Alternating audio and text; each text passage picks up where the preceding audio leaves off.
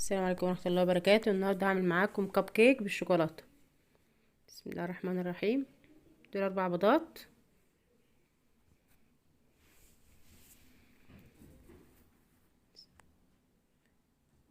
دي رشة فانيليا سايلة،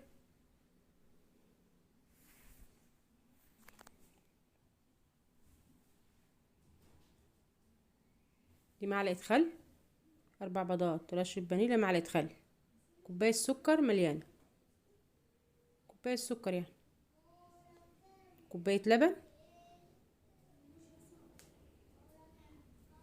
نص كوباية زيت ابيض،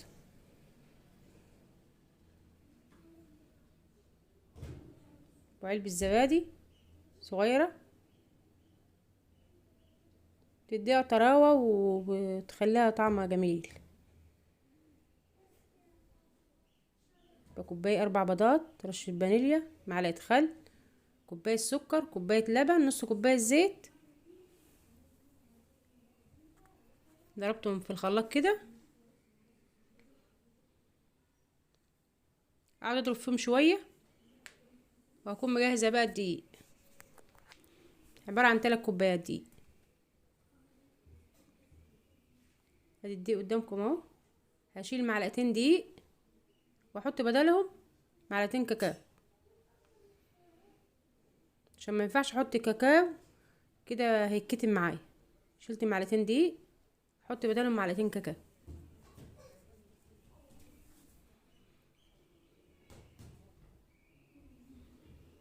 واخلطهم ببعض كده، رشه ملح،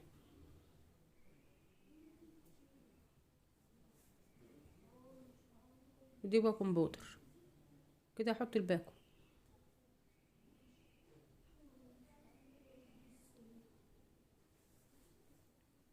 واقلب المواد الجافه كده على بعضيها، وهنزل بقى بالخليط واحده واحده عشان ما تكلكعش معايا. هنزل بشويه واقلب، وبعد كده انزل بالباقي واحده شويه شويه، مش هنزل بيه مره واحده عشان ما يتكتلش معايا.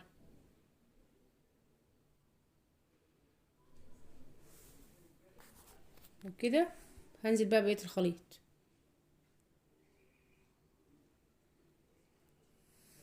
انا طبعا ما عنديش الصينيه بتاع الكب كيك دلوقتي، اوريكم معايا انا مجهزه ايه. اوريكم العجينه اهو كده مجهزه. ورق الفضي ده انا شارياه، وحطيتهم في قلب الصينيه، وهصب فيهم الخليط بتاعي. هيبقى زي الكب كيك بالظبط، عشان ما عنديش الصينيه بتاعه الكب كيك.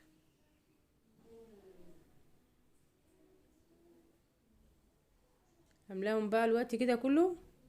المفروض كانوا يبقوا 12، بس هو جبتهم 10. اللي فات معايا شويه عجينه، المفروض كانوا يبقوا 12 واحده.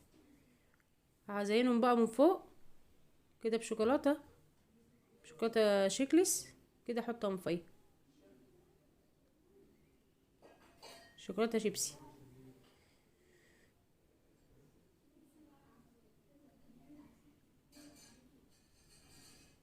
كده. خلص معايا الكب كيك.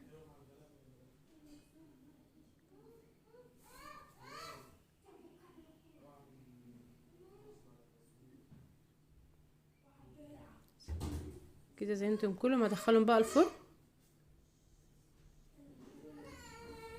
كده. بعد ما طلعتهم من الفرن قدامكم اهو، بطلعهم من على الصينيه. هم 10 وحدات، فات شويه صغيرين يعني كده، حطيتهم في قالب صغير. كان المفروض يبقوا 12. قدامكم اهي جميله، هشه من جوه. دلوقتي افتح معاكم واحده تطلع بسهوله.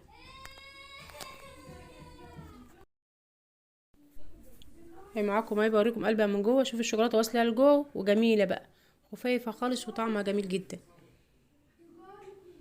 اهي بوريكم اهي انها هشه هشه خالص وخفيفه.